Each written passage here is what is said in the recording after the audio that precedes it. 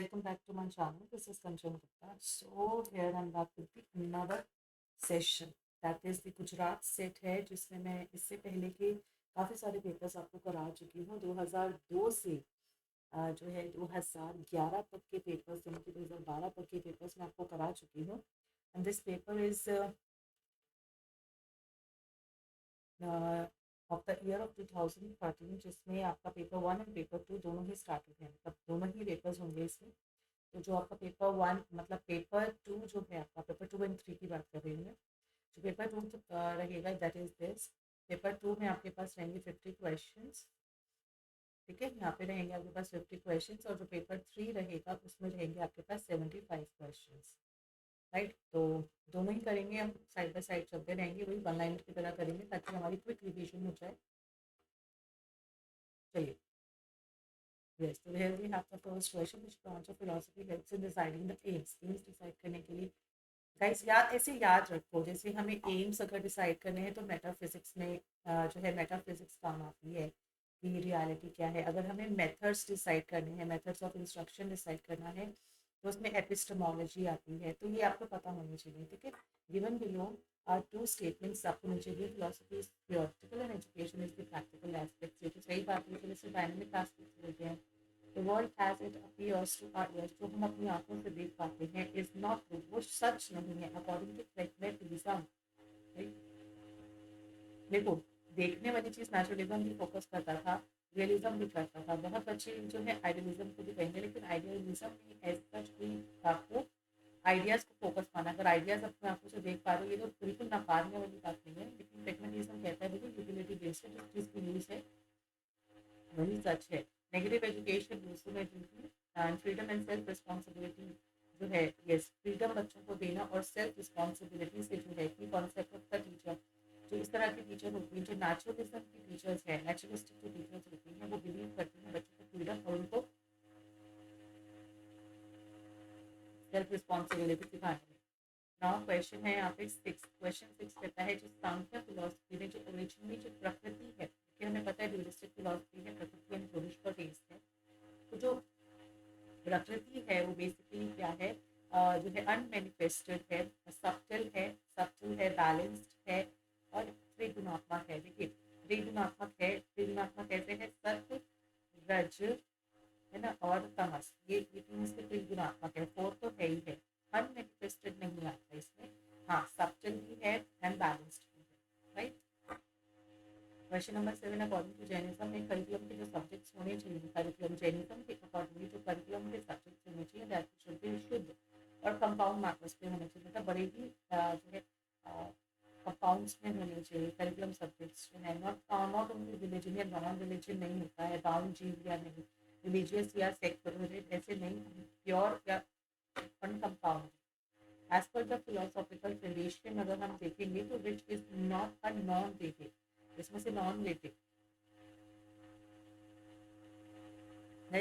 Not a non Vedic, right, ये होता है नॉन वेदिक होता है जो वेदास को नहीं मानते, तो इसमें से कौन से, मतलब न्याय जो है वो वेदास को मानते हैं, बाकी बुद्धिज्म, जैन और जो इस्लाम है वो वेदों को नहीं मानते। ये भी एक ट्रिक है बच्चों को कंफ्यूज करने की। The aim of education should be create a classless society, that is very very simplest question है मार्क्सिज्म। और विंडो ने जो व्यूज दिए थे उनका साइंस में उन्होंने कॉन्शियसनेस के ऊपर बात किया है, और विंडो ने जिसमें उन्होंने कहा कॉन्शियसनेस को क्रिएट कीजिए या इंटेग्रल एजुकेशन से कॉन्शियसनेस को जो है आप क्या करेंगे, इम्प्रूव करिए, प्रैक्टिस में लाइए, इस तरीके से। क्लैरिफिकेशन ऑफ एब्स्ट्रैक्ट टर्म्स, देखिए एब्स्ट्रैक्ट टर्म्स होती हैं सम लाइक हाइपोथेटिकल टर्म्स होती हैं, ठीक है, उनका जब हम क्लैरिफिकेशन करते हैं दैट इज कॉल्ड फिलोसॉफिकल। देखिए स्पिरिचुअल होता है, linguistic is about the language, conceptual नहीं होता है, it is about the philosophical analysis, because philosophical जो होता है हाईली इन लॉजिक। ठीक है,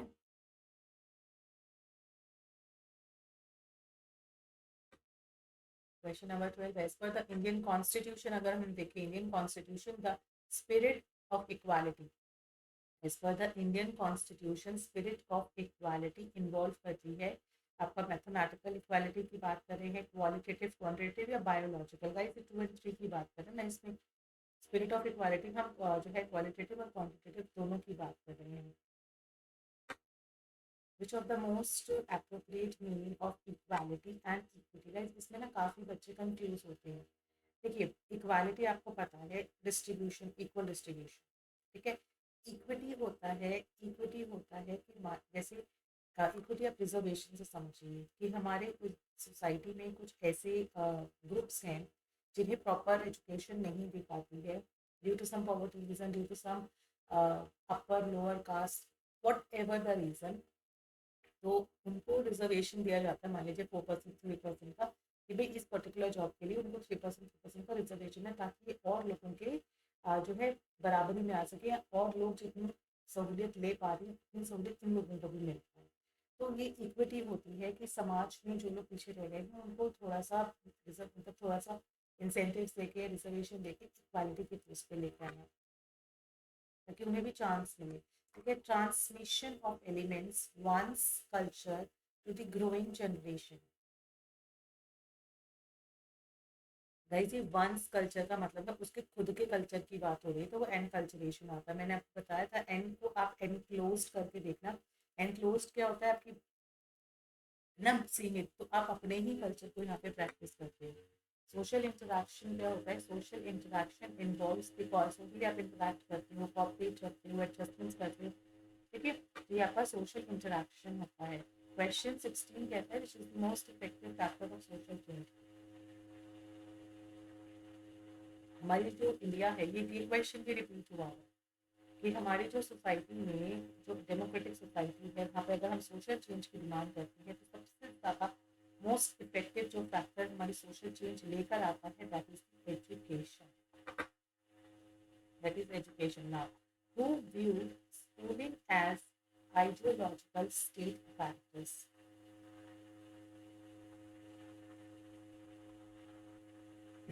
किसने बोला है स्कूलिंग को ideological state apparatus? That is the अल्थूसर।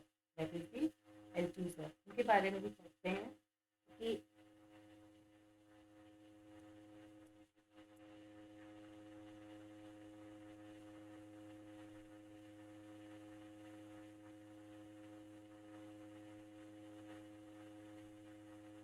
who viewed schooling as an ideological state apparatus, given by Althusser.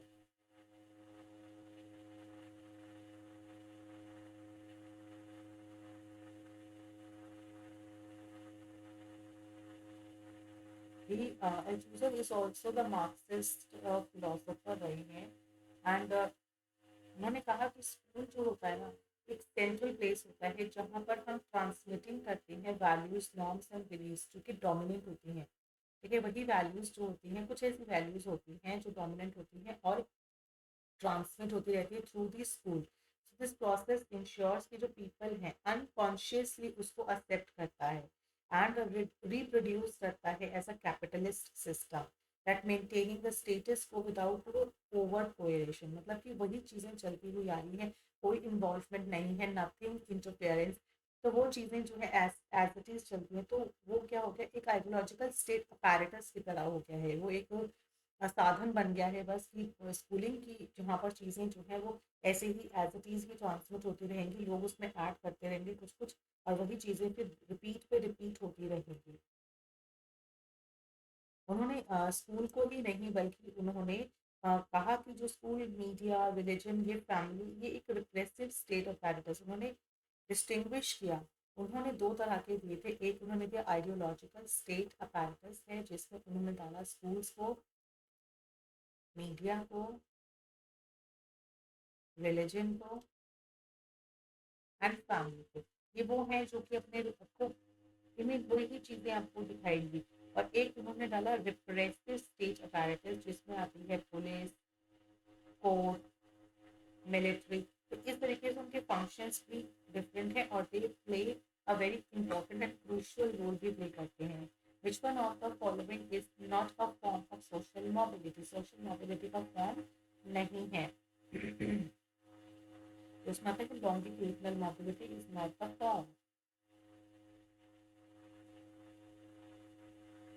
ठीक है, नेक्स्ट आते हैं when the culture trade spread from one society. Spreading जो होती है ना, spreading of the culture, this is called diffusion. This is called diffusion.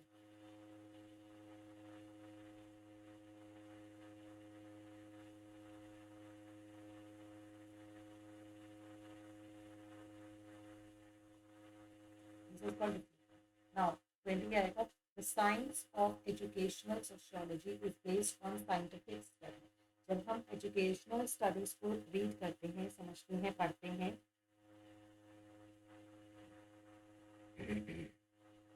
Scientific study करते हैं, तो interaction of the individual with the society in reference to the education, तो हम basically क्या कहते हैं कि देयर इज अ इंटरेक्शन हो रहा है उसका इंडिविजुअल का उसकी सोसाइटी के साथ में। ठीक है, तो ये हमारा साइंटिफिक स्टडी हो गया। which one of the following is not the basic principle of democracy?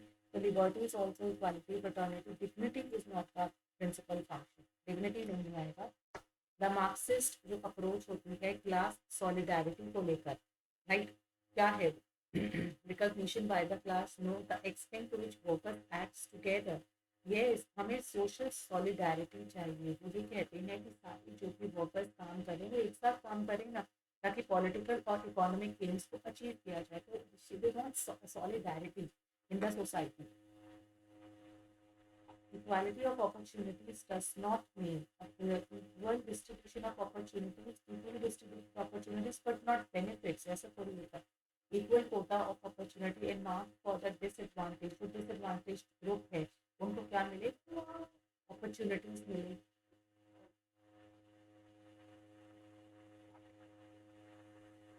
opportunities मिले।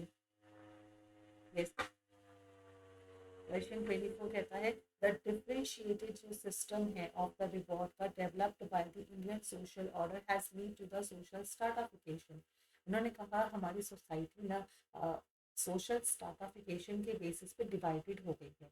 अब ये डिवाइडेड वाला सिस्टम जो है जिसमें बर्गियोसिस क्लासेस और प्रोफिलिएज क्लासेस में जो हमारी सोसाइटी को डिस्ट्रीब्यूट किया गया है वो मार्क्सिस्ट आइडिया था। Marxist idea.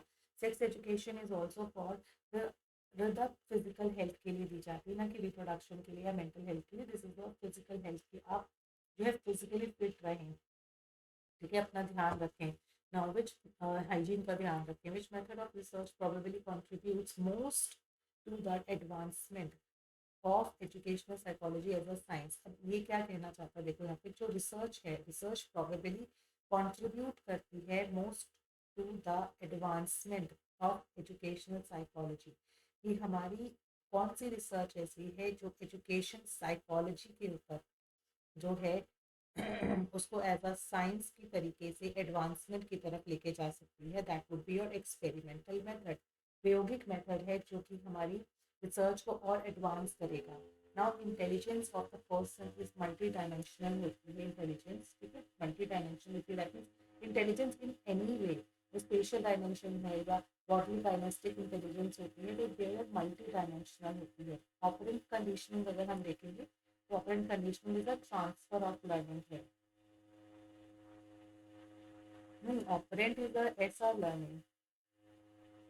Operand conditioning is concern with the SR learning which is not the intellectual ability associated with creativity। creativity के साथ में कौन सा, अगर हम इंटेलेक्चुअल एबिलिटी को क्रिएटिविटी के साथ जोड़ते हैं तो not matter, assertiveness, sensitivity to the problem, adaptive flexibility and redefinition. Okay, इसका आंसर क्या बनेगा? B, which is not an intellectual ability associated with creativity।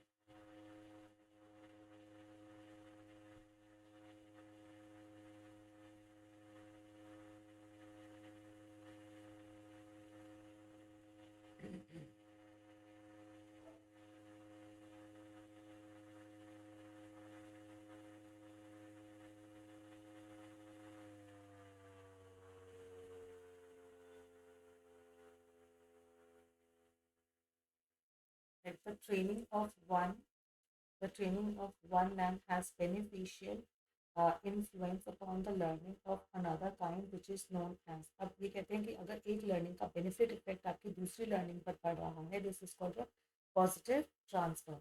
This is called positive transfer. Now 32 पे आता है स्टूडेंट जस्टिफाई कर रहा है, student justifies his involvement in malpractice in the examination. That means कि student, देखो justify जब होता है ना, जस्टिफाई रैशनलाइजेशन का भी वर्ड है कि जब आप तर्क दे रहे हो गलत काम का भी, अपने आप को सेल्फ डिफेंस कर रहे हो, खुद को बचाना, सेल्फ डिफेंस करना, ठीक है, उसके ऊपर आप जस्टिफाई कर रहे हो, मैंने खून किया क्योंकि वो मुझे ये, लेकिन है तो अपराध ही ना, तो वो रैशनलाइजेशन होता है।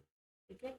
नाउ 33 में tendencies peculiar to an individual that can be easily observe, वो चीज़ें जो आप बहुत इजीली ऑब्जर्व कर लेते हो, बहुत इजीली ऑब्जर्व करते हो, this is a central trait. मान लीजिए कोई इंडिविजुअल है, वो बहुत ही एग्रेसिव है, तो बहुत जल्दी से सब में पता लग जाता है। अगर मान लीजिए कोई बहुत ही फनी गाय है, बहुत ही मजाकिया बंदा है, तो वो अलग से ही नजर आ जाता है, वो कैन बी इजीली ऑब्जर्व, आप उनको कर सकते हैं। तो this is your central trait. जो कॉमन ट्रेट्स होते हैं, मान लीजिए अंडरस्टैंडिंग, कोई भी चीज़ है वो कॉमन है, तो वो कॉमन ही आप, वो एकदम से आपको स्ट्राइक नहीं करेगा, लेकिन हाँ सेंट्रल ट्रेट आपको स्ट्राइक कर जाएगा। ठीक है। The classification of personality based on sociability is given. जब हम सोशियबिलिटी के बेसिस पे जो है कितना बंदा जो है सोसाइटी से अटैच्ड है, उस बेसिस पे जब हम लोग क्लासिफिकेशन करते हैं, अगर हम क्लासिफिकेशन देखते हैं,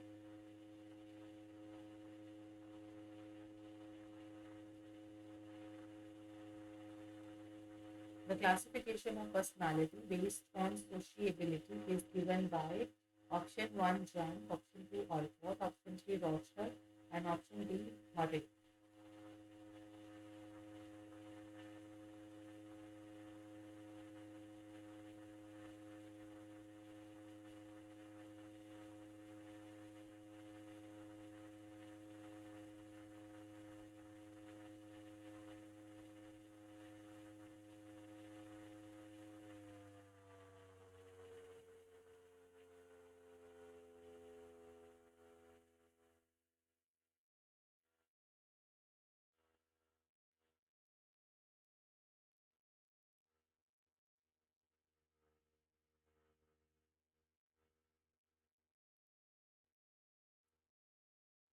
तो यहाँ पे आपका आएगा जंग।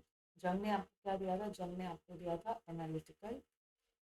जंग ने आपको क्या दिया था? एनालिटिकल साइकोलॉजी के बारे में बताया था। उन्होंने कहा था एक पर्सन जो होता है वो एक होता है इंट्रोवर्ट, एक होता है एक्सट्रोवर्ट।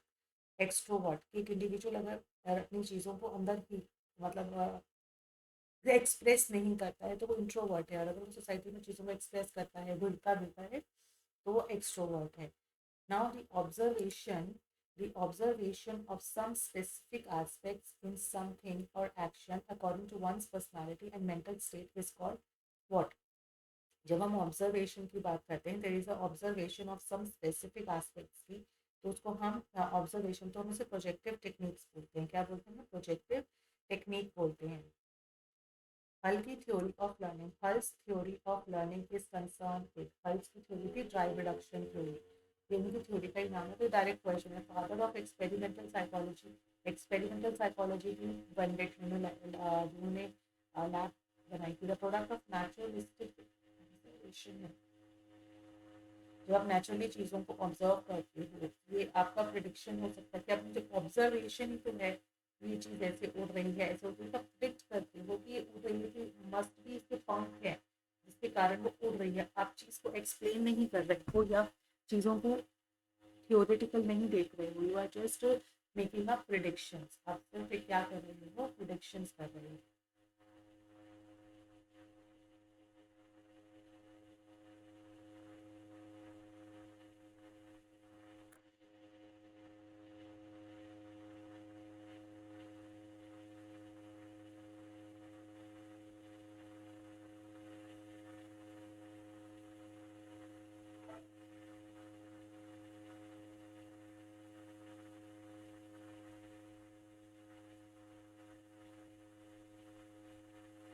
Now,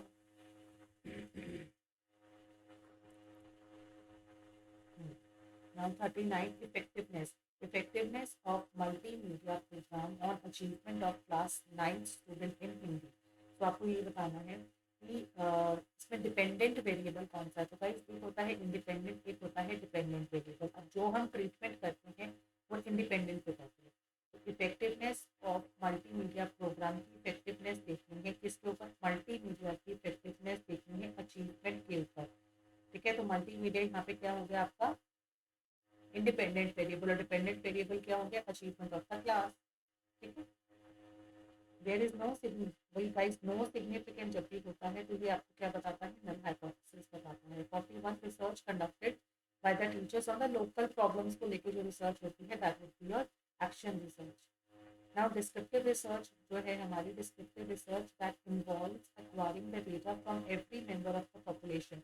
जब हम एवरी मेंबर से लेते हैं तो वो सेंसस के बाद, आपको याद है हर 10 साल में सेंसस होते हैं, बस वो ये कि हम कुछ मेंबर से उसका डेटा यहाँ पे कलेक्ट होते हैं, यहाँ पे छोड़ने की संभावना नहीं, यहाँ पे लिया ही इसलिए जाता है, हर एक मेंबर उसका काउंटेड होता है, ये सेंसस कहलाता है। डैश इसका प्रोबेबिलिटी एक होता है, प्रोबेबिलिटी एक होता है नॉन प्रोबेबिलिटी। इसमें जो बॉल है, this is your non probability, purposive, convenient, judgement, these are non probability. जो सिस्टमैटिक है या स्ट्रैटाफाइड सैम्पलिंग है या रैंडम सैम्पलिंग है, ये सब किसमें आती है, हमारा मल्टी स्टेज सैम्पलिंग है, ये सब हमारी probability sampling में आती है, where equal chance of selection is possible है।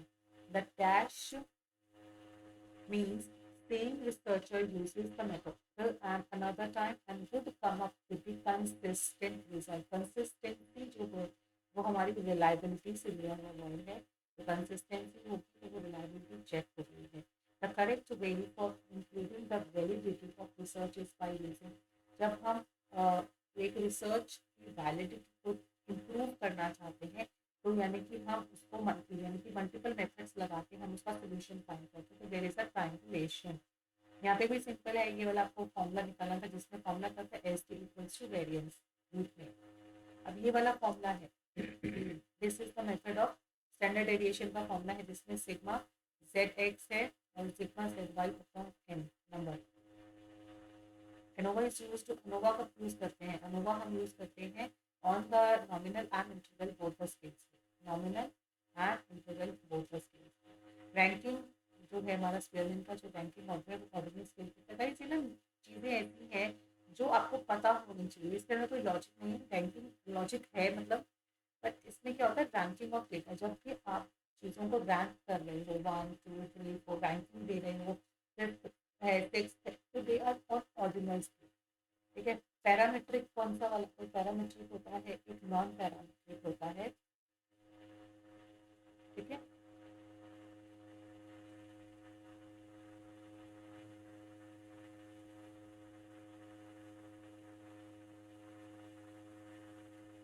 Difference between parametric and non parametric.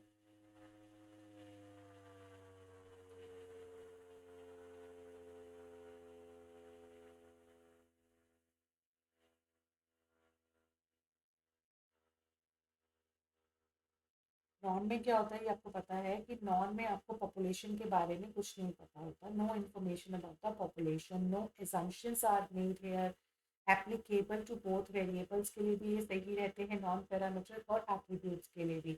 अब एग्जांपल अगर आप लोगे नॉन पैरामीट्रिक का, तो इसके जो डिस्ट्रीब्यूशन होता है मतलब जैसे नॉन नॉमिनल जो है हमारा नॉमिनल और ऑर्डिनल, ये दोनों जो ऊपर होते हैं वो नॉन पैरामीट्रिक होते हैं, जो नीचे के जो इंटरवल एंड रेशियो होते हैं वो हमारे इसमें होते हैं पैरामीट्रिक में। और अगर हम सेंट्रल टेंडेंसी की बात करें, सेंट्रल टेंडेंसी की बात करें तो mean comes under parametric and median comes under non parametric में आता है। कंप्लीटली नोन इंफॉर्मेशन जो है आपकी पैरामीट्रिक में रहती हैं, प्लस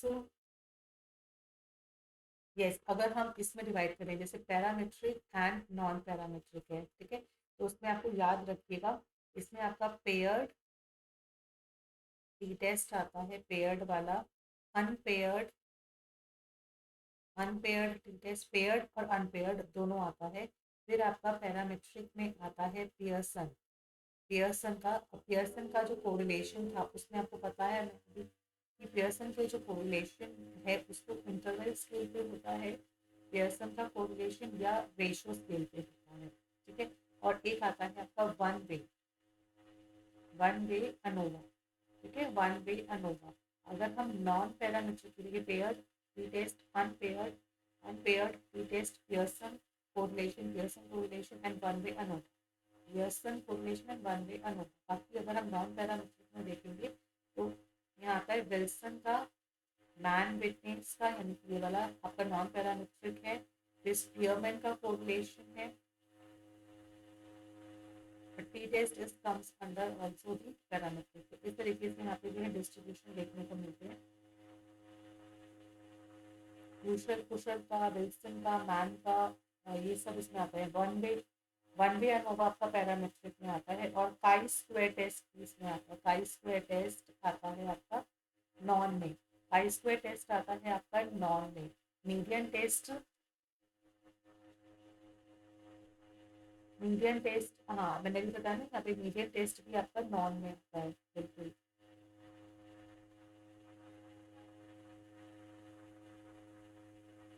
अगर मैं फिर से आपको बताऊं, मैं अगर आपको फिर से बताऊं ना, एक बारी और इरेज करके, एक सेकंड यहाँ लिखते हैं नीचे रफ वर्क में ना, ठीक है। अगर हमारा कैलकुलेशन के तौर पे आता है तो पैरामेट्रिक एंड नॉन पैरामेट्रिक में,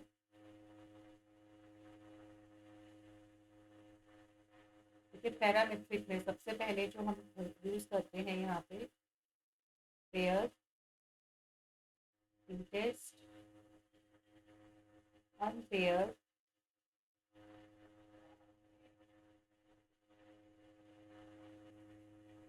ठीक है।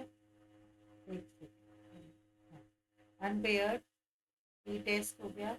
थर्ड इसमें आता है आपका वन वे अनोवा, ठीक है। वन वे अनोवा और भी आते हैं, सॉरी।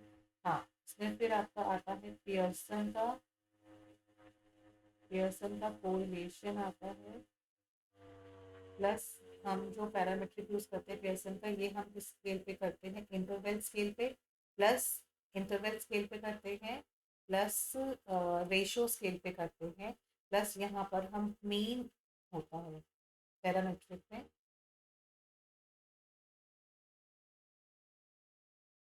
ठीक है ना। पैरामेट्रिक में जो हम सेंट्रल टेंडेंसी का यूज करते हैं वो मीन होता है, पियर्सन होता है, मीन है, पियर्सन है। और यहाँ पे बेसिकली जो है, यहाँ पर हम एनपीसी, यानी कि जो हमारा टेस्ट होता है वो uses the normal probabilistic distribution होता है। प्लस यहाँ पे हमें जो इंफॉर्मेशन होती है वो एजम्पशंस हैं, हम एजम्पशंस भी यहाँ लगा सकते हैं, एजम्पशंस होती है। प्लस यहाँ पे जो पॉपुलेशन होती है वो नोन होती है, हमें पता होता है हम किसके ऊपर अपना बेटस लगा रहे हैं। तो ये सारी चीज़ें आ गई। अब नॉन पैरामेट्रिक में अगर हम देखेंगे तो यहाँ पे हमें पॉपुलेशन नहीं पता, और जो भी डिस्ट्रीब्यूशन नॉर्मल डिस्ट्रीब्यूशन नहीं होता है, नॉन नॉर्मल होता है, राइट। और ये बेसिकली हमारा नॉमिनल स्केल पे होता है, नॉमिनल से ऑर्डिनल स्केल पे होता है, रैंक ऑर्डर होता है, रैंक ऑर्डर। प्लस ये हम मीडियन पे चेक करते हैं जब मीडियन फाइंड करते हैं। और इसमें जो एनपीसी नहीं होता है तो आप नॉन नॉर्मल कर सकते हो, नॉन नॉर्मल प्रोबेबिलिस्टिक कर्व होता है यहाँ पे। और ये स्पीयरमैन का होता है बेसिकली, क्योंकि रैंक ऑर्डर जो है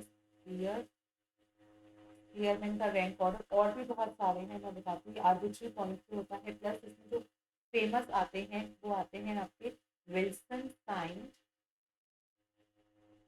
का रैंक टेस्ट, और यहाँ आता है मैन विटनी का यू टेस्ट, ठीक है। Wilson signed rank test, Wilson का साइन। और दूसरा है आपका मैन विटनी का यू टेस्ट प्लस पेयर हो गया है। एक होता है क्रूस्कल का वैलिस टेस्ट।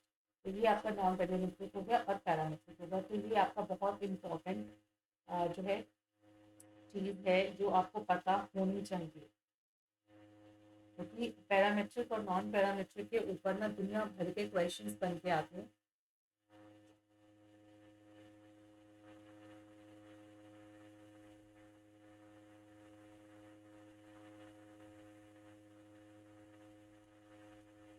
चलिए, अब हम इसका पेपर करेंगे 2013 का पेपर 3 सितंबर में, right.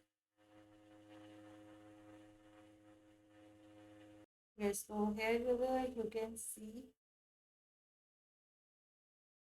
here you can see the first question, the felt needs।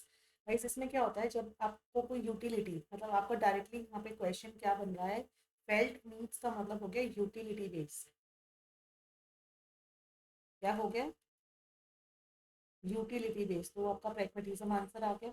ठीक है। Existentialism gives the least importance, हमारी जो एग्जिस्टेंशियलिज्म है ना उसमें इंडिविजुअल की सच्चाई को, व्यक्तिगत सत्यता को इम्पोर्टेंस दिया। कॉन्फ्लिक्ट इन द क्लास में अफेक्टिव जो डेवलपमेंट है, अफेक्टिव डेवलपमेंट मतलब उनके इमोशंस में है, ये भी बात किया। सोशल कन्फॉर्मिटी, ये देखो ये तीनों ना एक इंडिविजुअल पर बेस्ड है, और ये मैं बता देती हूँ कि जो ये एग्जिस्टेंशियलिज्म की थ्योरी है ना वो बेसिकली इंडिविजुअल पर ही बेस्ड है, सोसाइटी की नहीं है कि सामाजिक समर्थन करना, ये चीज़ें इसमें नहीं आती हैं। तो लीस्ट इंपॉर्टेंट होती है। इस्लामिक एजुकेशन जो है अपने डिटरमाइन अल्टीमेट ट्रुथ को स्ट्राइव करता है, ठीक है।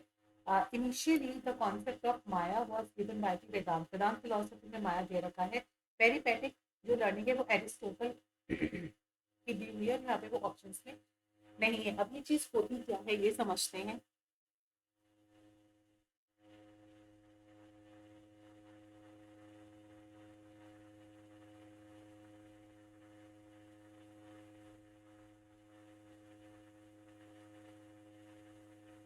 पेरिपेटेटिक लर्निंग,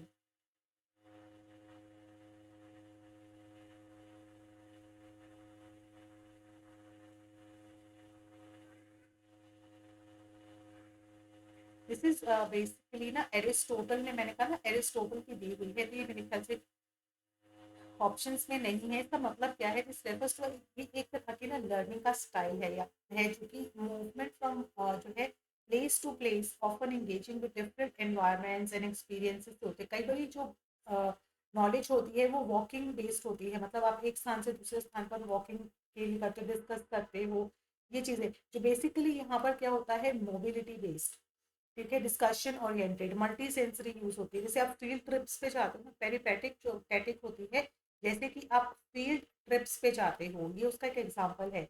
या आप कोई आउटडोर एजुकेशन करते हो, आउटडोर एजुकेशन, तो पेरिपेटेटिक जो लर्निंग होती है वो एरिस्टोटल ने दिया था। एरिस्टोटल किस पर बिलीव करते थे, रियलिज्म पे। उसमें टूर्स एंड ट्रेवल्स आता था, वहीं से ये कॉन्सेप्ट जो है वो बनकर आया है।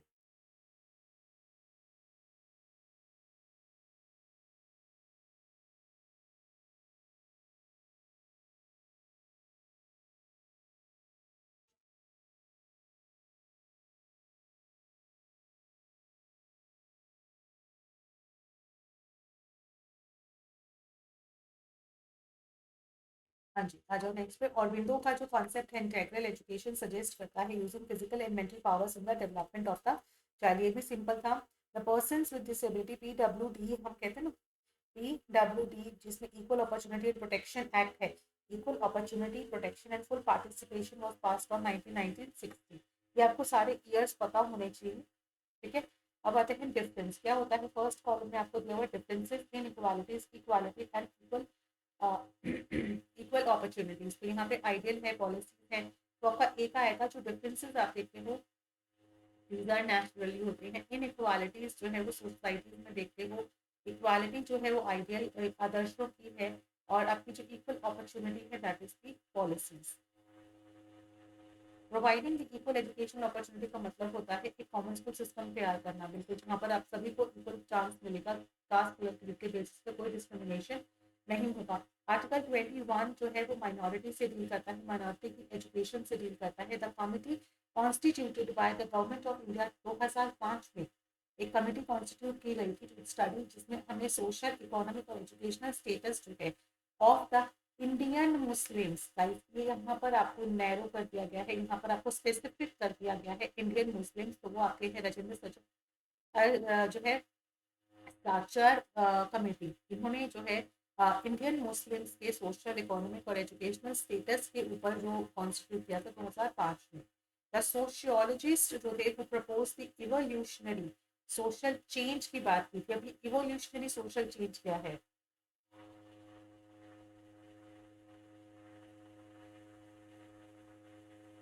the sociologist who proposed evolutionary social change view is given by Herbert Spencer. As we all know, he gave the concept of जो है जिसको हम सोशल डुआलिज्म भी कहते हैं, सोशल डार्विनिज्म। अब सोशल डार्विनिज्म ये कहता है कि जो सोसाइटी है ना, societies evolve in a manner similar to the biological organism that is moving from simple to complex structure through the process of natural selection. जिसमें इन्होंने कौन सी बात की थी, survival to the survival of the fittest, है ना। Spencer ने ये टर्म आपको पॉइंट की थी जिसमें उन्होंने कहा था कि हाउ स्ट्रॉन्गर सोसाइटीज उतने ही वो जो है वीकर सोसाइटीज के ऊपर डोमिनेट करेगी, राइट। प्रोग्रेसिव डेवलपमेंट होगा, प्रोग्रेसिव डेवलपमेंट की बात की थी इन्होंने। फिर हमारे नेचुरल सिलेक्शन इन सोसाइटी की इंस्टीट्यूशन नॉर्म्स और जो प्रैक्टिसेस होती हैं हमारी सोसाइटी में that adapts effectively to their environment are retained, environment को अडेप्ट कर लेती हैं। तो यहाँ पे आपका हर्बर्ट स्पेंसर जो था वो बहुत ही एक सोशल चेंज की इवोल्यूशनरी थ्योरी लेकर आए थे। The period of development during which school readiness kids जो है development is a lot of free time and spend playing, मतलब कौन सा ऐसा करिकुलम जिसमें ज़्यादातर बच्चे प्ले करते हैं वो है अर्ली चाइल्डहुड, जब छोटे बच्चे होते हैं तो उनको जो है पढ़ाई का ज़्यादा बर्डन नहीं दिया जाता है। The number of years since person was born in the key elements with the definition, जब हम वो करते हैं फॉर्मूला निकालते हैं जिसमें एम ए और हमारा सी ए वाला फॉर्मूला इंटू 100 वाला आता है, उसमें हमारा जो सी होता है दैट इज जब से जो है पर्सन वॉज बॉर्न हुआ है उसको क्रोनोलॉजिकल एज बोलते हैं, ठीक है, क्रोनोलॉजिकल एज बोलते हैं। एरिक्सन की जो थ्योरी थी वो हमारे डेवलपमेंटल चेंज थी through out the life span, हमारी डेवलपमेंट में कितना चेंज आता है। इसीलिए जब भी हम ग्रोथ एंड डेवलपमेंट पढ़ते हैं तो उसमें एरिक्सन की थ्योरी हम जरूर पढ़ते हैं, फ्यूरेट की जरूर पढ़ते हैं, कॉग्निटिव डेवलपमेंट पियाजे की थ्योरी जरूर पढ़ते हैं।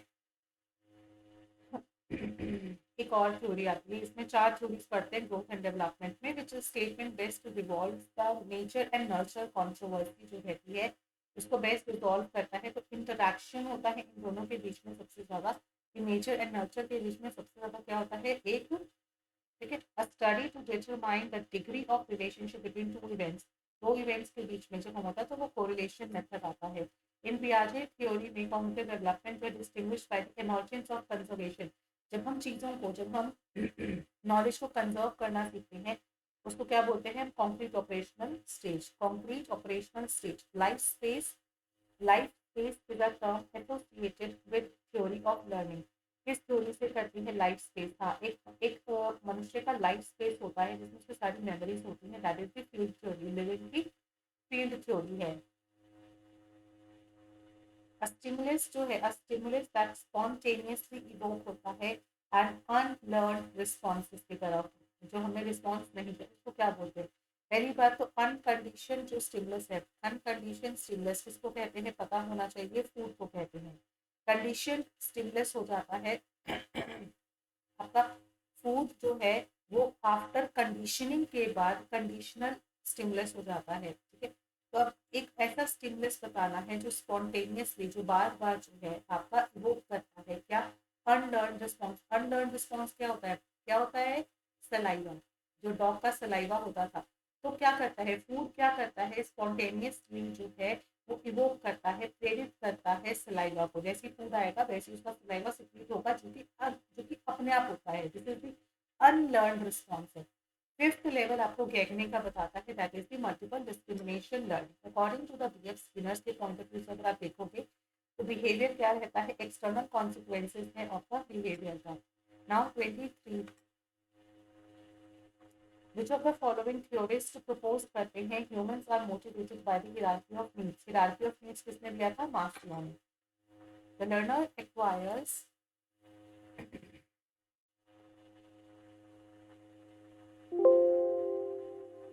हाँ जी, the learner just a minute।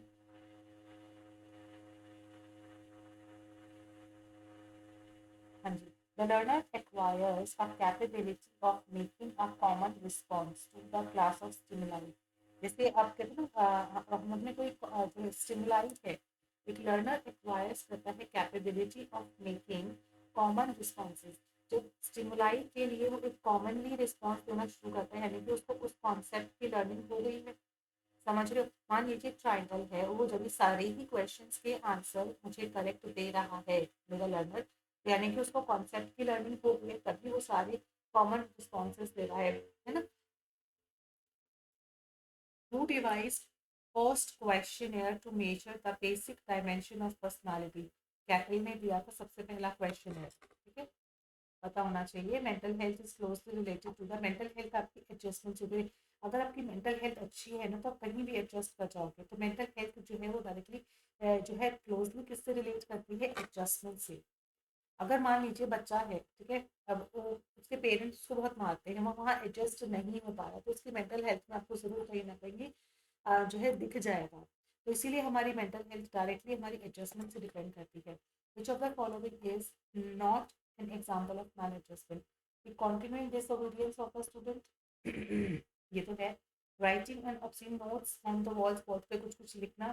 Cruelty towards the birds है। Achieving a low score in the test, test में कम आना is not directly the sign of maladjustment. हो सकता है पढ़ाई नहीं की है उस वजह से, लेकिन मैल एडजस्टमेंट का साइन नहीं है अगर आपको स्कोर कम आ रहा है तो। The original meaning of the word persona from the word personality is derived from, कहाँ से लिया गया था, theoretical not.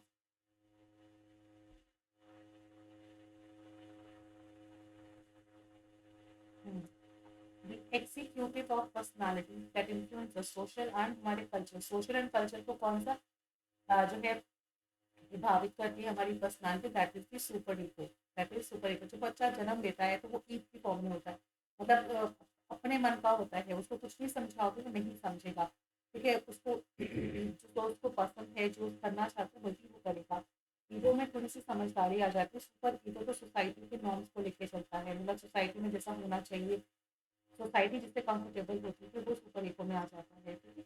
Which statement is most consistent with Rogers concept of humanity? इसमें से कौन सी स्टेटमेंट है जो कंसिस्टेंट है? That is the people have a natural tendency to move towards जो है एक्चुअलाइजेशन। रॉजर का कॉन्सेप्ट जो है ना ह्यूमैनिटी को लेकर, तो ये कहता है कि एक ह्यूमन के अंदर नेचुरल टेंडेंसी होती है चीज़ों को एक्चुअलाइज करने की, ठीक है।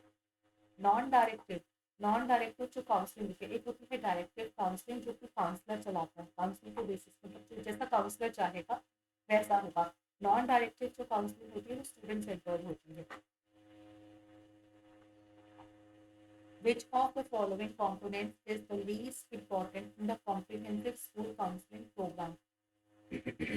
यहाँ पे बताया गया है आपको कौन सा सबसे कम, बहुत लीस्ट इम्पोर्टेंट है important in the comprehensive school counseling program. So that is the frequency of the contact made by the student with the counselor.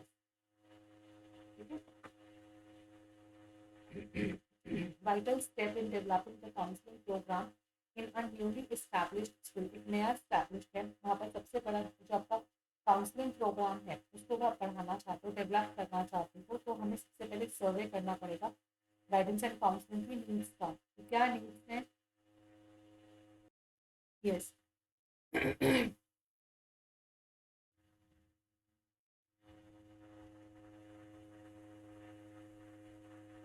हाँ जी। सर्वे आपको सबसे पहले जब भी आप एक नए स्कूल में आते हैं, स्कूल की प्रोग्रामिंग होती है, काउंसलिंग प्रोग्राम होता है, उस दौरान पे जो है सर्वे होता है गाइडेंस एंड काउंसलिंग नीड्स का, ठीक है। 34 पे आओ।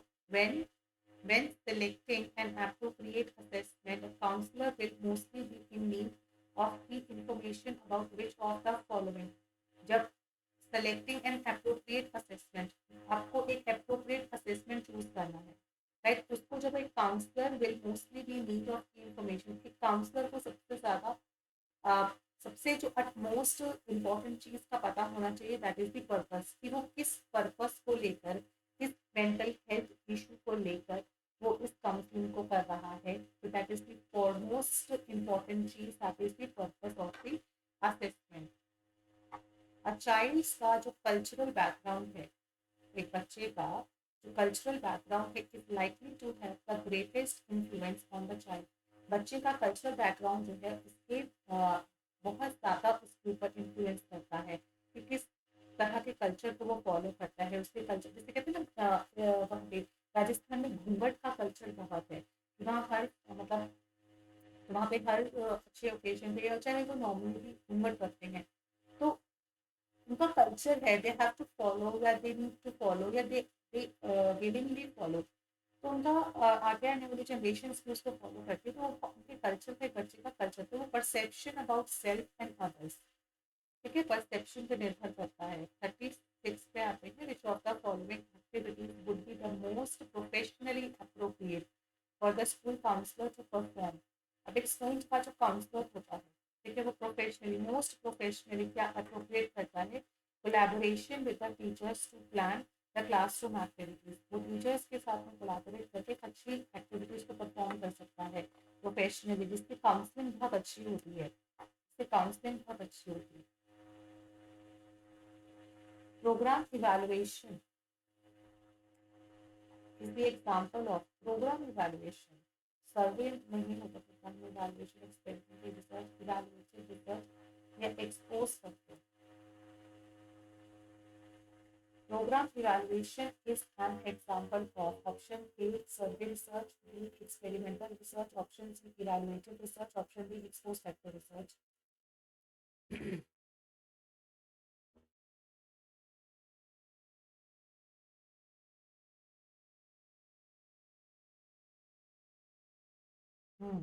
वही तो, ये एक्सपोज नहीं होता है, ये एक इवैल्यूएटिव रिसर्च होती है, ठीक है, this is the evaluative research.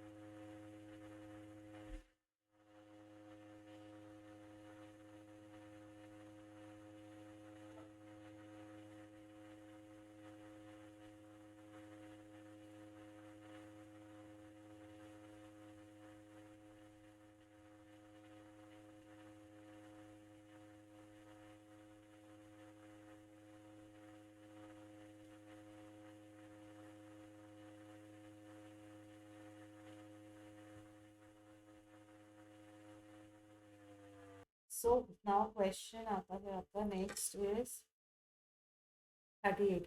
A scientific yes, a scientific जो law है may be defined as a hypothesis whose scientific validity is। अब आप scientific law है, अब may be defined, हम कैसे define कर सकते हैं? जहाँ पर कोई भी scientific law, मान लीजिए कुछ भी अगर साइंटिफिकली आपको प्रूव करना है, तो hypothesis whose scientific validity is relatively unquestioned हो, मतलब सापेक्ष रूप से जो है ना पता पहले की गई हो, तो तभी आप उस पर हाइपोथेसिस लगाते हो ना। हाइपोथेसिस किस पे लगाते हो? जो अनक्वेश्चनड है ना, जो अनक्वेश्चनड है, जो अभी तक किसी ने नहीं सर्च किया है, उसी पर तो आप लगाते हो।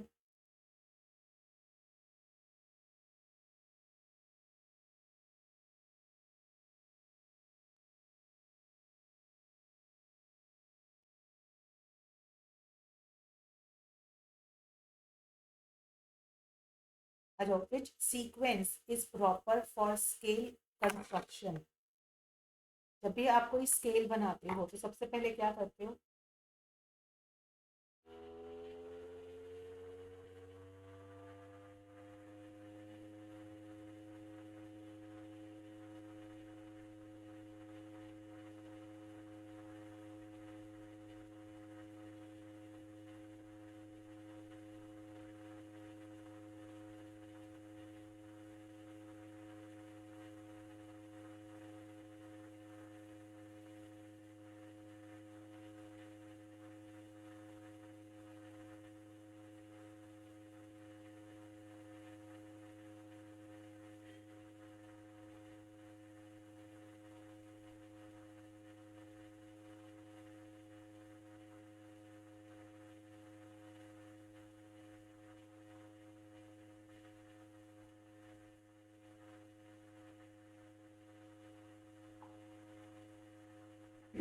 सबसे पहले हम आइटम का कंस्ट्रक्शन करते हैं, फिर उसकी पायलट टेस्टिंग करते हैं। सबसे पहले जो भी हमारा टेस्ट होता है, जो आइटम से मतलब होता है यहाँ पे number of questions.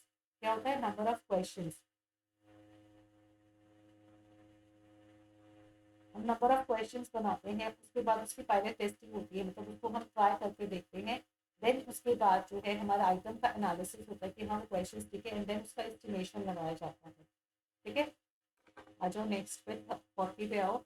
Yes, specifying the जो है कोनोटेशन को स्पेसिफाई करना of the variables in a given research study. एक रिसर्च स्टडी है in a perspective of its conceptual framework is called. अब यहाँ देखो स्पेसिफाई कर रहे हैं हम, क्या कर रहे हैं हम, स्पेसिफाई कर रहे हैं। Yes, specifying the connotation. अब कोनेटेशन होता है उसको डिलिमिट करना। वेरिएबल्स को एक रिसर्च स्टडी के अंदर हम कॉन्सेप्चुअल फ्रेमवर्क लगा के कर रहे हैं, इसको बोला जाता है डिलिमिटेशन ऑफ द स्टडी। क्या बोलते हैं उसको, डिलिमिटेशन ऑफ द स्टडी।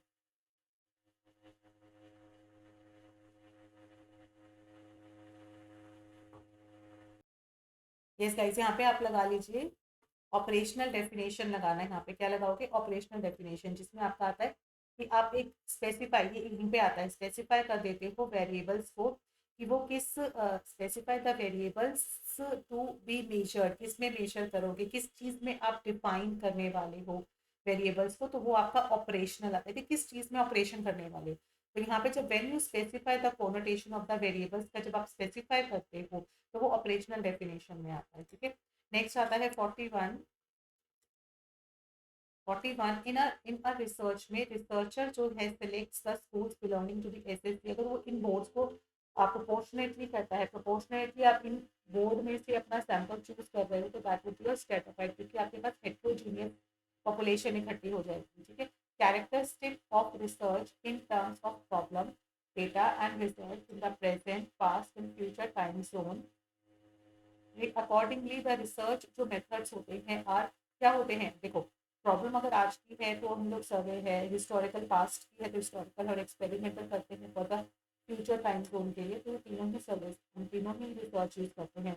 43 में है the probability that a null hypothesis will be rejected when it is in fact true होती है, तो ये टाइप 1 एरर होती है। इंपॉर्टेंट सिंपल क्वेश्चन था। डिस्क्रिप्टिव रिसर्च में हम व्हाट इज का क्वेश्चन करते हैं, व्हाट वाज नहीं होता है, what was for the historical हो सकता है, what will be for the experiment हो सकता है, व्हाई इज नहीं होता है, व्हाट इज होता है। ठीक है, a researcher shows a film on the national integration पे एक फिल्म दिखाई एंड दैट फिल्म एडमिनिस्ट्रेट किया गया एटीट्यूड स्केल को to measure the students attitude towards the unity.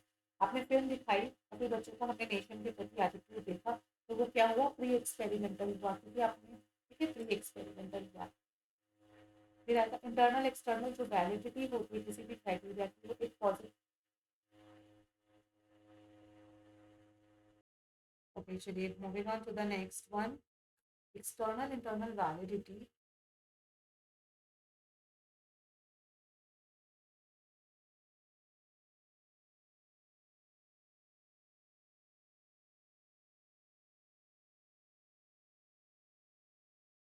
External internal validity are the criteria for dash. Options are A positivist school, B constructivist school, C Marxist school, and D ethnic school.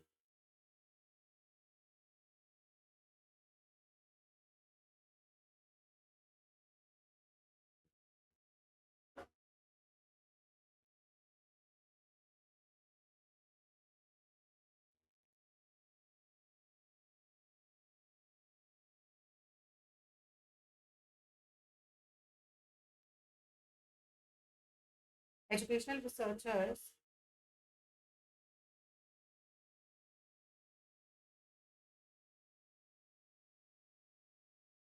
and educational researchers employ करते हैं experimental and control group design को, तो ये nullify the effect of yes extraneous and, देखिए क्यों हम जो है कंट्रोल ग्रुप और एक्सपेरिमेंटल ग्रुप होते हैं, क्योंकि ये नलिफाई कर देते हैं। अब इंटरवेनिंग जो वेरिएबल्स होते हैं हम उनको आइडेंटिफाई नहीं कर पाते हैं, आइडेंटिफाई नहीं कर पाते हैं, मेजर नहीं कर पाते हैं, बट तो दीज वेरिएबल्स जो होते हैं वो अफेक्ट करते हैं हमारे इंडिपेंडेंट वेरिएबल को। A study of the relationship between the education and politics in the Bombay state 1860 to 1960 for the, अगर हम ये एक आपका वो है, प्रॉब्लम है, तो अब ये जो है पुराना है, मतलब पास्ट का है, तो ये हम इसके ऊपर क्या करेंगे, हिस्टोरिकल रिसर्च करेंगे। In India, who was the first to make the efforts for making the primary education compulsory? Primary education compulsory किसने करी थी, महाराजा जी ने। ठीक है, which of the following is not a feature of vocational education in USA?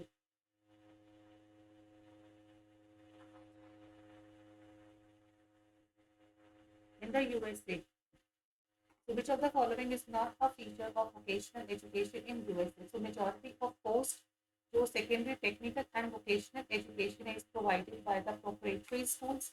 More than 30% of all the credentials in the career training are provided by 2 years community college. Only formal mode जो है only formal mode of education is used for providing the vocational education. Many programs are offered through military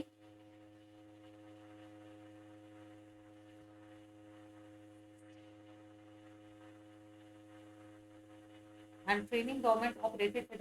तो आपका जो आएगा D option आएगा, is not. ठीक है. Now 51 में आता है which statement is true regarding the education ministry of England. England की जो एजुकेशन मिनिस्ट्री है regarding the education policy is not accountable to the Indian parliament. इसका करेक्ट आंसर है at which 3 levels of education system is run. 3 education system चलते हैं हमारे यहाँ, primary secondary higher. The post distance education program was started by हमारा जो post distance education program था वो यूके में स्टार्ट हुआ था फर्स्ट वाला. What is the agency for the school level distance? हमारे यहाँ पर जो है ओपन यूनिवर्सिटी जो है वो कौन सी है, NIUS national institute of open school. And who wrote the book curriculum development theory and practice. विदा टाबर की बुक लिखी थी, बहुत इंपॉर्टेंट बुक है और ये काफी बारी पूछी जाती है.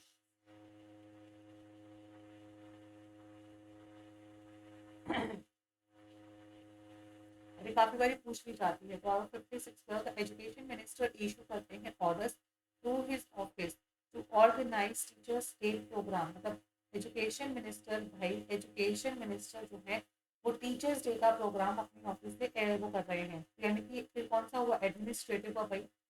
ठीक है. इन 80s में मध्य प्रदेश में कुछ साइंटिस्ट ने एक होशंगाबाद साइंस टीचिंग प्रोजेक्ट शुरू किया था एंड गॉट द परमिशन. उनको मिल गई थी 16 स्कूल्स में उसको चलाने की. तो everyone observe this curriculum transaction model for the years. काफी जो है इसको ऑब्जर्व किया गया. फाइनली जो थी Madhya Pradesh government got convince कर दिया था टू स्टार्ट इन 20 डिस्ट्रिक्ट में. पहले इनको सिर्फ 16 स्कूल्स के लिए मिला था लेकिन धीरे धीरे उनको 20 में मिल गया. तो this is the example of administrative नहीं है, ग्रास रूट नहीं है, सिस्टम एनालिसिस नहीं, this is the demonstration model. सबसे पहले वाइड स्प्रेड करने से पहले हमने एक पायलट स्टडी जो है वो 16 स्कूलों में की गई थी. जबकि ये फॉर्मेटिव इवैल्यूएशन क्या होता है, that is the continuous and comprehensive evaluation को बोला जाता है. After taking admission in BA program first year में one state in India that till recently had the system of conducting only one final examination at the end of the third year. So this is the example of yes, final year का exam है, तो that is the summative evaluation है, which is the example of interpretation of evaluation results का. तो जब हम evaluation करते हैं उसके बाद जो interpret होता है and this is the reorienting paper status after getting the difficulty level of the previously held examination. तो हमने देखा कि पहले जो एग्जामिनेशन हुआ था प्रीवियसली हेल्थ का डिफिकल्टी लेवल जो है वो सेट किया गया, तो रीओरिएंट किया गया पेपर सेटर्स को. तो ये एग्जांपल है हमारा इवैल्यूएटिव रिजल्ट्स का. सुपरविजन होता है. Supervision in education is a plan program for the improvement of instruction. इस तरह का एक प्लान इंस्ट्रक्शन होता है या एक प्लान प्रोग्राम होता है जो कि इंस्ट्रक्शंस को जो कि सिस्टम को इम्प्रूवमेंट के लिए यूज किया जाता है. The following is not an important issue.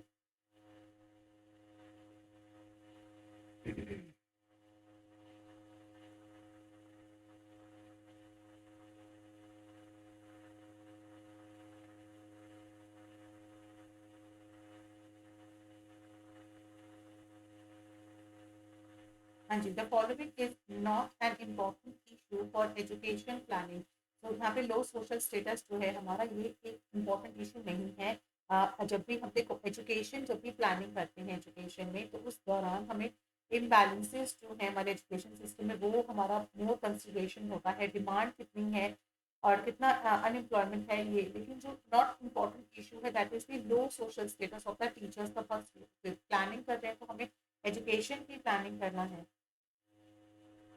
ठीक है. which of the following is the leadership theory. अब लीडरशिप थ्योरी में सबसे पहले आता है कॉन्टिजेंसी. तो गाइस ये जो लीडरशिप का पैटर्न है ना ये देखो 2013 से शुरू हो गया था. तो आज जो है डेट में इसको 11 साल हो चुके हैं कि लीडरशिप की थ्योरीज को आते हैं. लीडरशिप, एडमिनिस्ट्रेशन, मैनेजमेंट, इन तीनों का. Test covers the entire range of problem possible items in a school subject area. So this is known as content validity का स्टेज कहते हैं इसको, कंटेंट वैलिडिटी. ठीक है. Asking asking the students to submit the outline of the paper, आपने कहा एक paper का आउटलाइन तैयार करो, तो ये हो गया फॉर्मेटिव इवैल्यूएशन के लिए। एप्टीट्यूड टेस्ट क्या होता है, हमने कोई स्किल किया है, हमने कोई स्किल किया, पर्टिकुलर स्किल किया, स्पेसिफिक स्किल किया, कोई जनरल एबिलिटी के, उसके लिए जब हम टेस्ट देते हैं तो उसको एप्टीट्यूड टेस्ट में लगता है। फ्लैंडर्स का जो इंटरेक्शन एनालिसिस होता है दैट इज भी वर्बल होता है। और हमारा जो गैलॉन का आता है, एक गैलॉन का जो इंटरेक्शन एनालिसिस आता है, एक गेलॉन का इंटरेक्शन एनालिसिस आता है, वो वर्बल एंड नॉन वर्बल दोनों ही होता है। ठीक है, which of the following is not the operation of teaching, इसमें से टीचिंग का ऑपरेशन नहीं है। देखो, कंटेंट का सिलेक्शन करना है, लर्नर को डायग्नोस भी करना है, बिहेवियर में कितना बदलाव आ रहा है, कितना उनको समझ में आ रहा है, ये सब चीज़ें हम जो है टीचिंग में डालते हैं। लेकिन फॉर्मुलेशन ऑफ गोल्स का ये प्री होता है, बाकी ये ड्यूरिंग होता है ना। तो ड्यूरिंग एंड आफ्टर, तो जो लीस्ट हम कहेंगे ना, वो हम लोग ये करेंगे फॉर्मुलेशन ऑफ गोल्स।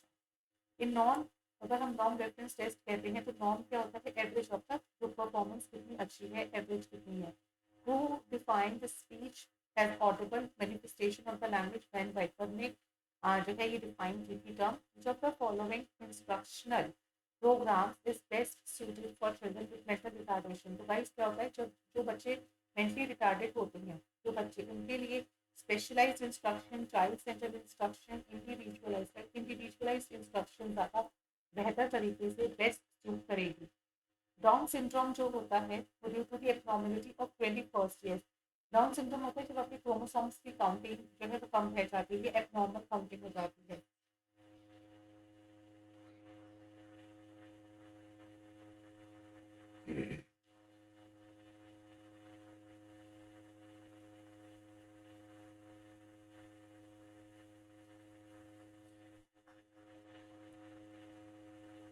ठीक है, now following is not the function of NCERT. इसमें से कौन सा फंक्शन नहीं है, देखो पब्लिशिंग द टेक्स्ट बुक से वाला है, launching the area wise research ये भी है, रेगुलेटिंग टीचर एजुकेशन इंस्टीट्यूशन है। टीचर एजुकेशन जो इंस्टीट्यूशन का काम है ना, वो हमारा एनसीटीई का है, जहाँ पे वो रेगुलेट करता है ईच एंड एवरी, लेकिन एनसीईआरटी का काम नहीं है। ठीक है, which of the following bodies, कौन सी bodies is not providing in service, in service teacher education provide नहीं करती। अब इन सर्विस टीचर एजुकेशन क्या होता है कि जो टीचर सर्विसेज में है, ठीक है, ड्यूरिंग दैट प्रोग्राम, वो एनसीटीई है, ये नेशनल हमारा जो टीचर एजुकेशन है वो फ्री में काम कर रहा है।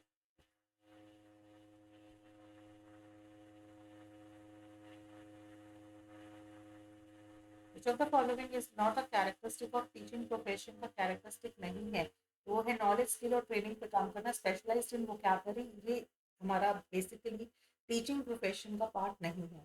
तो यहाँ हमने 2013 में पेपर 2 एंड पेपर 3 ये दोनों ही डिस्कस कर लिए हैं। नाउ जो अब क्वेश्चन पेपर आएगा वो आएगा आपका 2014 का, जिसमें सेम पेपर 2 एंड पेपर और जो है 3 दोनों ही मेरे पास अवेलेबल हैं। तो ये दोनों ही हम लोग इसके आगे कंटिन्यू करेंगे अभी 1 मिनट में।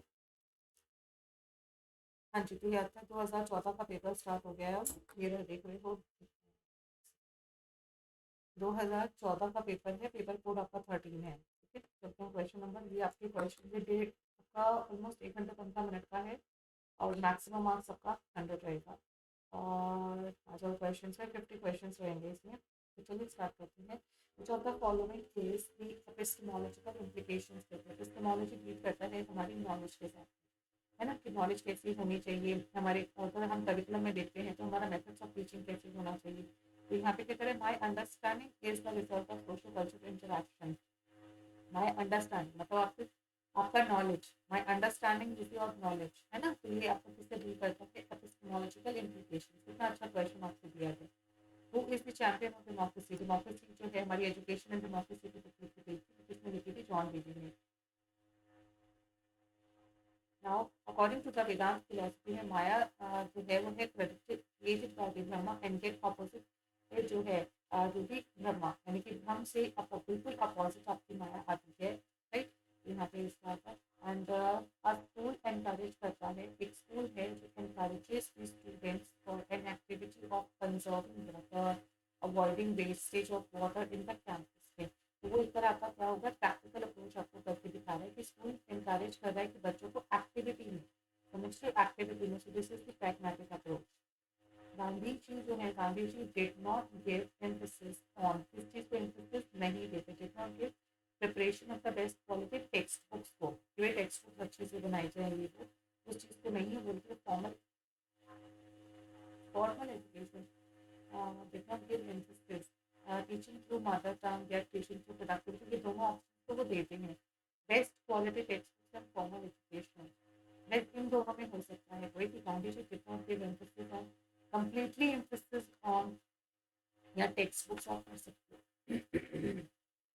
Which of the following is not a correct implication of Vedant philosophy? इसमें से कौन सा नहीं है, करेक्ट implication नहीं है. Vedant philosophy, self knowledge is better than worldly knowledge. Do your duties without expecting the fruits. अपने काम करो without expecting the कर्मा होते हैं ना, कर्म करते चलो. Concentration and self control should be cultivated in the learner's people. ये तीनों चीजें आपकी वेदांत फिलोसफी फोकस करती है, लेकिन डिनाइल ऑफ ह्यूमन एजुकेशन ऐसा कुछ उन्होंने नहीं बताया है. स्टेटमेंट किया गया है meaning of the proposition is the method of verification is related to. Meaning of a proposition जो है एक मेथड है वेरिफिकेशन का, तो ये आपका डील करता है लॉजिकल पॉजिटिविज्म से. क्वेश्चन नंबर 8 में आता है which is the common feature of education for Tagore and Aurobindo.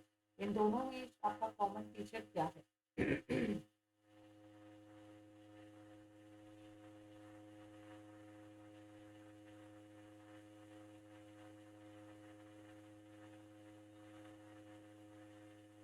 Common feature क्या है of the education for Tagore and Aurobindo, यानी कि discipline and self control feature as an example for the students. Spiritual development जो है of the child का, spiritual development and development of aesthetic sense. तो आपका यहाँ पे कॉमन फीचर कौन सा आता है? डेवलपमेंट ऑफ एस्थेटिक सेंस का. यहाँ पे सेंट्रल एलिमेंट ऑफ बुद्धिज्म और पोजेशन आता है. Central element of Buddhism is the possession. हाँ जी, तो हो गया हमारा सेंट्रल एलिमेंट जो था हमारा बुद्धिज्म का, वो है पोजेशन का. Now what is the special characteristics of the Indian school of philosophy?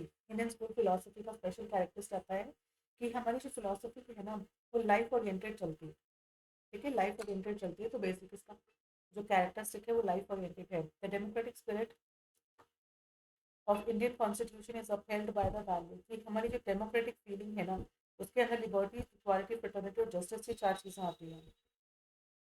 The book language, truth and logic, ये है हमारी जो बेसिकली किस चीज़ पर है? लैंग्वेज, ट्रूथ और उसका लॉजिक. लॉजिक जो होता है हमारा बेसिकली फिलोसॉफिकल एनालिसिस पे होता है. बाय एजुकेशनल इक्वालिटी अगर हम क्या समझते हैं? Treating all the learners equal aspects में हमें लर्नर को समझना चाहिए. एप्लीकेशन ऑफ प्रिंसिपल, जब भी हम सोशियोलॉजी के प्रिंसिपल्स को एजुकेशन में अप्लाई करते हैं तो this is called sociology of education. ये वाला यहाँ गलत हो गया कि whenever we are applying the sociological principles, when we are applying the principles of sociology to the education, तो हम उसको sociology of education बोलते हैं. Modernization of education is not concerned with, अब हम कहते हैं education में modernization आना चाहिए, सोच में बदलाव आना चाहिए, तो keeping pace with the present time से दूर हो जाना चाहिए, vocationalization होना चाहिए, mass education होना चाहिए और साइंस बेस्ड एजुकेशन होना चाहिए. बिल्कुल. अकल्चरेशन जो होता है प्रोसेस ऑफ सोशलाइजेशन का प्रोसेस है, which of the following in जो प्रोसेसेस है इंडिकेट द सोशल चेंज. कौन सा हमारा सोशल चेंज को प्रमोट करता है?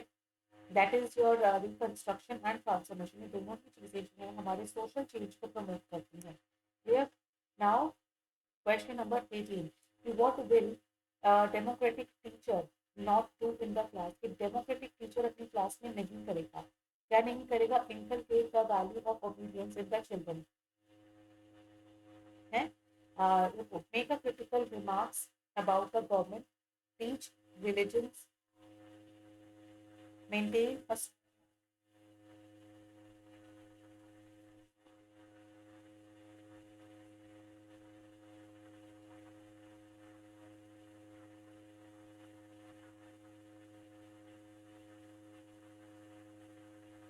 एक डेमोक्रेटिक टीचर जो है बेसिकली क्या नहीं करेगा? Inculcate the value of obedience. देखो ओबीडियंस जो रहता है वो डेमोक्रेटिक टीचर करेगी, बिल्कुल करेगी. एक maintain a strong discipline, strong discipline नहीं करेगी जहाँ तक है. टीच रिलीजन्स, ऐसे रिलीजन्स नहीं सिखाएगी and make a critical remarks of the government. ठीक है, यहाँ पे नॉट नहीं आना चाहिए था, एक टीचर सिखाएगी आपको ये बताना चाहिए था। We can not completely stop the delinquency in the school children. हम लोग प्रॉपरली जो है डेलिक्वेंसी को स्टॉप नहीं कर सकते हैं, क्योंकि डेलिक्वेंट बिहेवियर जो है वो एक नेचुरल फिनोमेना आता है, या स्कूल एक मिनिएचर सोसाइटी है। ये डेमोक्रेटिक जो बिहेवियर होता है इंक्लूड्स द डेलिक्वेंसी, ऐसा तो कुछ नहीं है। Teacher will never stop scolding the students and ये भी नहीं है। ये स्कूल एक मिनिएचर फॉर्म ऑफ सोसाइटी है, इसीलिए we can not completely stop it, हम इसको स्टॉप नहीं कर पाएंगे।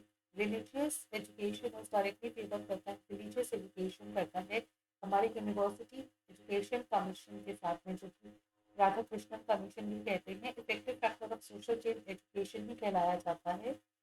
यस, एजुकेशनल सोशियोलॉजी का मतलब क्या होता है, जहाँ इंटरेक्शन किया जाता है इंडिविजुअल एंड सोसाइटी का from the educational stand point से, राइट। उसके बाद आता है which of the following is the evidence of social change in India.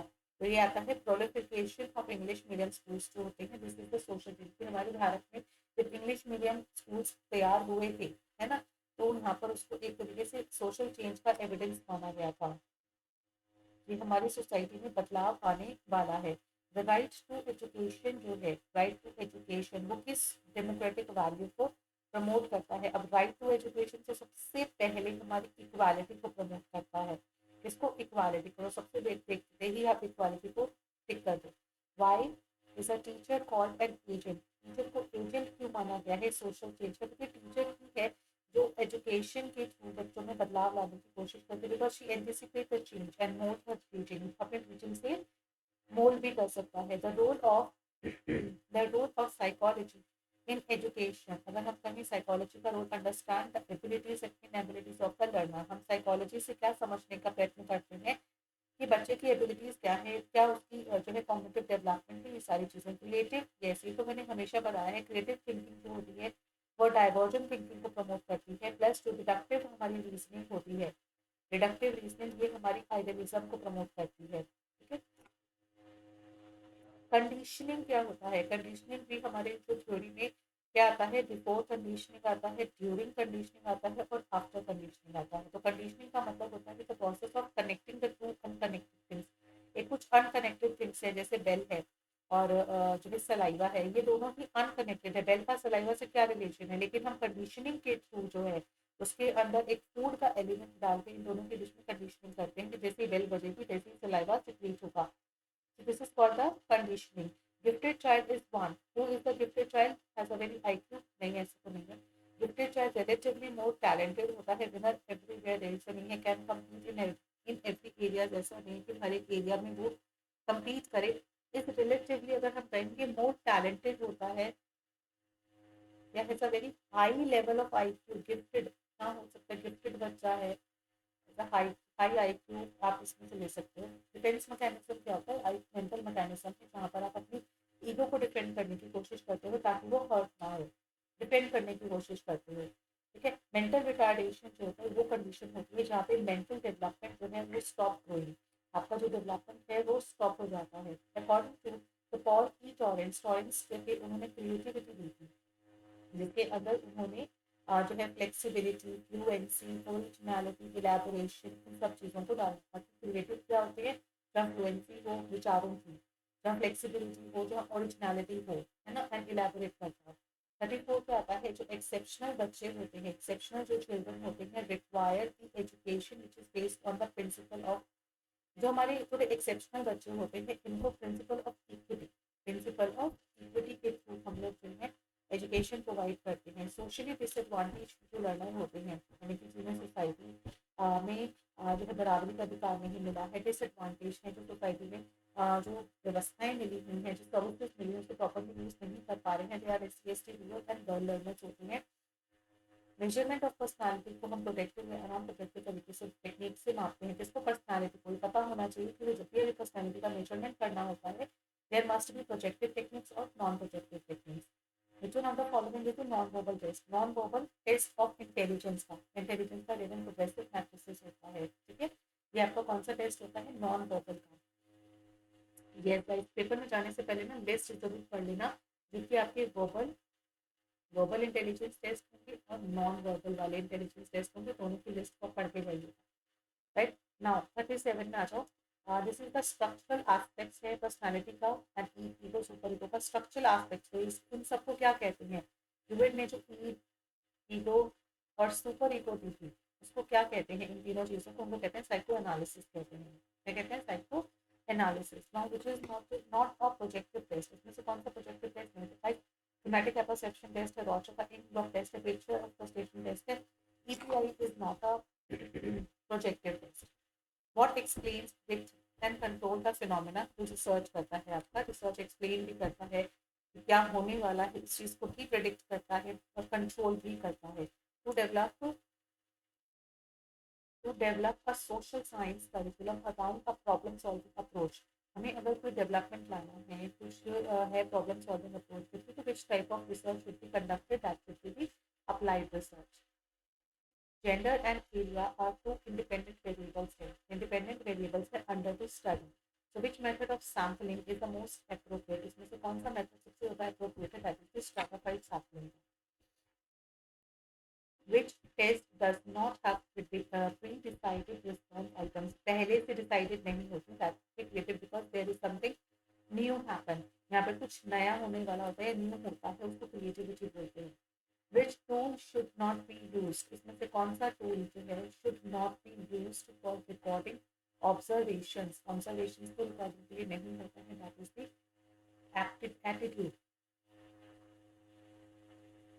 Recording the observation. Okay. Attitude जो है वो आपका towards the your skills बदलता रहता है. The experimental variable कौन से होते हैं? Experimental variable को हम क्या कहते हैं? Treatment variable. दो वेरिएबल्स होते हैं, इंडिपेंडेंट और डिपेंडेंट वेरिएबल, है ना? तो हम जो है ट्रीटमेंट वेरिएबल्स जो होते हैं जिसपे हम ट्रीटमेंट करते हैं, इंडिपेंडेंट वेरिएबल्स पे ट्रीटमेंट करके देखते हैं, और उसका जो इफेक्ट्स है वो हम डिपेंडेंट पे देखते हैं। In which design all levels of each independent variables are taken into combinations. जब हम कॉम्बिनेशंस में वेरिएबल्स को लेते हैं और उनको करते हैं, जिसको हम फैक्टोरियल बोलते हैं, वहाँ पे इंडिपेंडेंट वेरिएबल्स को कॉम्बिनेशंस में लिया जाता है और उनके ऊपर फिर इफेक्ट्स जो है डिपेंडेंट वेरिएबल पे देखा जाता है। Now researcher wants to compare the mean of the match group है। स्टैटिस्टिकल टेस्ट कौन से यूज करोगे? 3 है, एनोवा यूज करेंगे हम इस पे। विच ग्राफिकल रिप्रेजेंटेशन जो है मोस्ट आपकी विजुअलाइज ट्रेंड में रहती है? जब आपको फिर डिफरेंट जो है ग्रुप स्कोर्स होते हैं तो हम क्यूमुलेटिव फ्रीक्वेंसी का परसेंटाइल कर्व बनाते हैं। तो 3 डिफरेंट ग्रुप्स होते हैं। The value of standard deviation की कंप्लीटली होमोजीनियस आती है। अगर देखो जब हमारा होमोजीनियस, सारे ही होमोजीनियस हैं, जब उनके बीच में कोई वेरिएशंस ही नहीं है तो हमारा स्टैंडर्ड डेविएशन क्या हो जाता है? इक्वल्स टू 0 हो जाता है। ये भी क्वेश्चन रिपीट हुआ है। इसमें से सबसे वीकेस्ट कोरिलेशन कौन सा है? इसमें सबसे वीकेस्ट कोरिलेशन कौन सा? गाइस ऐसा होता है कोरिलेशन में ना, नेगेटिव साइंस को कर देते हैं। तो ये 0.9 है, 0.10 है, 0.90 पे से है, ये 1। यहाँ पे सबसे वीकेस्ट कोरिलेशन कौन सा हो गया हमारा? 0.1। ना मोस्ट फ्रीक्वेंटली जब आता है अकरिंग नंबर्स, जैसे आप अगर कहेंगे मोड, अगर हम 4 है, 3, 4, 4, 1, 3, तो मोस्ट फ्रीक्वेंटली आपका 4 आता है। तो मोड क्या होता है? जो बहुत सारी आपको नंबर्स जो है, सेट ऑफ वैल्यूज जो है वो बार बार रिपीट होती है, तो वो मोड में काउंट की जाती है। ठीक है, तो यहाँ पे हमने 2014 का पेपर ना, हाँ 2014 का पेपर के लिए पेपर 2 के 50 क्वेश्चन यहाँ कर दिए हैं। अब जो पेपर आएगा वो पेपर 3 आएगा 2014 का, जिसमें आपको 75 क्वेश्चन मिलेंगे। ठीक है, तो देखते रहिएगा, सेशन को लाइक करते चलिएगा। Thank you so much guys. इसी के आगे भी मैं अभी कंटिन्यू करा रही हूँ, 1 मिनट मुझे दीजिएगा। Yes, so as you can see on the screen, यहाँ देख लो आप कौन सा पेपर है ये 2014 का पेपर है, पेपर 3, जो आपका 2.5 घंटे का रहता है, जिसमें 75 क्वेश्चन हैं। तो चलिए सॉल्व करते हैं। 75 और 2013 का पेपर है, ये 2014 का पेपर है, सॉरी 2014 का पेपर है। तो yes, education is which makes the child a man. Education ऐसी होनी चाहिए जो बच्चों को बड़ा बनाती है ना, ये विवेकानंद जी है, जहाँ पे उन्होंने क्या कहा था? मैन मेकिंग एजुकेशन के बारे में फोकस किया था। फिर आता है हमारा विच स्कूल ऑफ थिंकिंग। इसमें से कौन सा? Which school of thinking is most against parental और सोसाइटल इंटरवेंशन। अच्छा, वो स्कूल जहाँ पर पेरेंट्स का जो इंटरवेंशन होता है, मतलब पेरेंट्स की इन्वॉल्वमेंट या सोसाइटी की इन्वॉल्वमेंट नहीं की जाती, वो नेचुरलिज्म स्कूल ऑफ थॉट है यहाँ पे। क्योंकि but let the child do whatever the child wants. So according to Jainism knowledge कैसी होनी चाहिए? अनसर्टेन होनी चाहिए, बिल्कुल अनसर्टेन होनी चाहिए, अनिश्चित होनी चाहिए। ठीक है, इनएक्सप्रेसिबल नहीं होता है, इंटेंजिबल नहीं, फिर रैशनल तो बिल्कुल भी नहीं, अनसर्टेन होनी चाहिए। वेदांत फिलोसफी क्या कहती है? वेदांत फिलोसफी कहती है नॉलेज ओरिएंटेड होना चाहिए, नॉलेज ओरिएंटेड होना चाहिए। Vedanta philosophy is saying that knowledge oriented who did not give you importance to the socially useful activities as a part of the school learning, as a part of the school learning. उन्होंने कहा कि इन्होंने किसने ने जो है इनमें से किसने नहीं कि जो है इम्पोर्टेंस दिया सोशली यूजफुल एक्टिविटीज को, कि वो एक ऐसा सोशल लर्निंग का पार्ट होना चाहिए। किसने नहीं फोकस किया? क्योंकि देखो रूसो ने हमेशा नेचुरलिज्म को फोकस किया, तो वो स्कूल की एक्टिविटीज के बारे में उन्होंने कुछ नहीं बोला, लेकिन हाँ इन तीनों ने जो है स्कूल में होने वाली सोशल एक्टिविटीज के बारे में बातें की हैं कि वो क्राफ्ट एजुकेशन होनी चाहिए, वो the application of the principle of social equity को जब हम एजुकेशन में लगाते हैं तो बेस्ट एग्जाम्पलीफाइड, मतलब यहाँ आपको एग्जाम्पल्स गिवन है, जैसे providing the equal opportunities to all learners without discrimination. तो ये तो इक्वल अपॉर्चुनिटी का होगा, हमें किसका निकालना है? सोशल इक्विटी का निकालना है हमें। ठीक है, providing best opportunity all learners as per their needs. Yes, equity हमेशा क्या कहती है? नीड्स के, जिसको जिसकी नीड्स है प्लस उनके पोटेंशियल पे जब हम देते हैं, तो इक्विटी का मतलब ऐसे समझेगा कि जो हमारे नीडी सोसाइटी है, जिसको नीड है, जिसके अंदर पोटेंशियल है, हम उसको, जैसे रिजर्वेशन मैंने हमेशा एक एग्जांपल दिया है कि सोशल इक्विटी का एक रिजर्वेशन एग्जांपल है। रिजर्वेशन उन लोगों को मिलता है जिसके अंदर पोटेंशियल हो, जिसके अंदर जिसको नीड हो, right.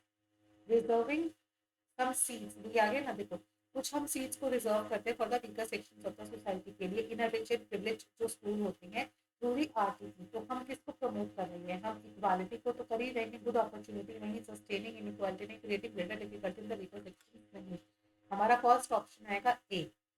Now community and school enjoy करता है, जो कम्युनिटी है एंड जो स्कूल है enjoy strengthened the linkage through. हमारा community and school enjoy the strengthening through the vocational education PTA and MTA. Kasturba Gandhi जो है एमएचआरडी की स्कीम थी, who was the first with the idea of rural university, जो है rural university का idea Radhakrishnan में। Religious education है, religious education, rural society, rural university, हमारे राधाकृष्णन कमेटी में से आया था। तो कॉन्ट्रीब्यूशन जो है ऑफ द डेवलपमेंटल टास्क का इज एसोसिएटेड विद द हैविंghurst ने ये आइडिया दिया था डेवलपमेंट टास्क का। Which of the following is not a stage of cognitive development? Cognitive development की stages होती हैं, जिसमें आता है sensory motor, pre operational complete और आपका फॉर्मेटिव। तो यहाँ पे आपका प्री ऑपरेशनल, सॉरी आपका operational is not the stage of cognitive development. Chief characteristic आपको बताना था, इसमें से सेंसरी जो मोटर पीरियड रहता है जिसमें बच्चे सेंसेस की जो चीजें समझते हैं, वहाँ पे रिफ्लेक्स एक्टिविटी ज्यादा होती है, बिल्कुल coordination and sensory motor actions होते हैं। फर्स्ट साइन ऑफ क्यूरियोसिटी यहाँ पे आपको देखने को मिलती है, तो यहाँ पे ऑल ऑफ द थ्री आपके करेक्ट है। गैगने की हिरार्की जो ऑफ लर्निंग है डज नॉट इंक्लूड, कौन सी चीजें इंक्लूड नहीं करती है?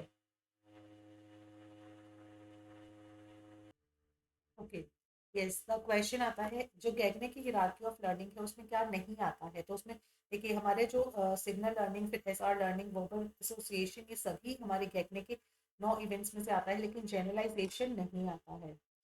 द कॉन्सेप्चुअल, अगर हम लर्निंग की बात करते हैं, कॉन्सेप्चुअल लर्निंग है, डेवलपमेंट है, यानी कि सीएलडी जो मॉडल है does not recognize dash in concept attainment, इसमें से क्या वो जो है रिकॉग्नाइज नहीं करता है?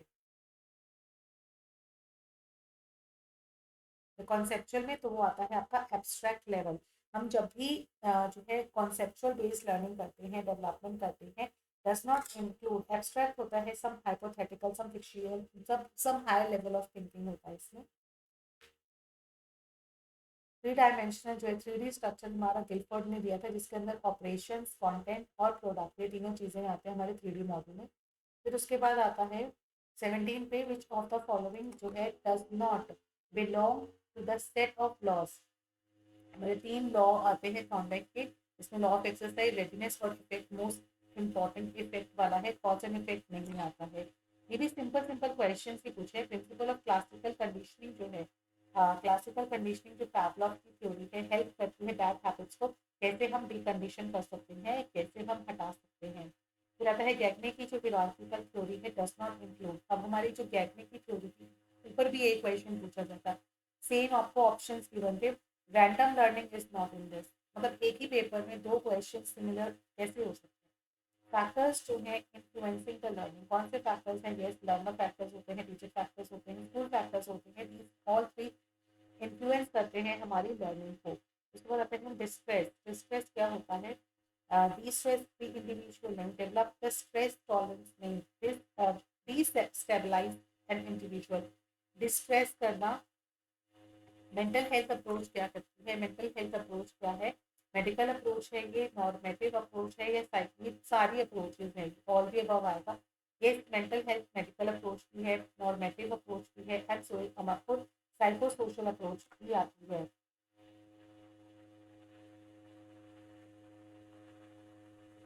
Which of the following is not escape? Which one of the following is not escape oriented mechanism? escape oriented का मतलब होता है जिसमें आप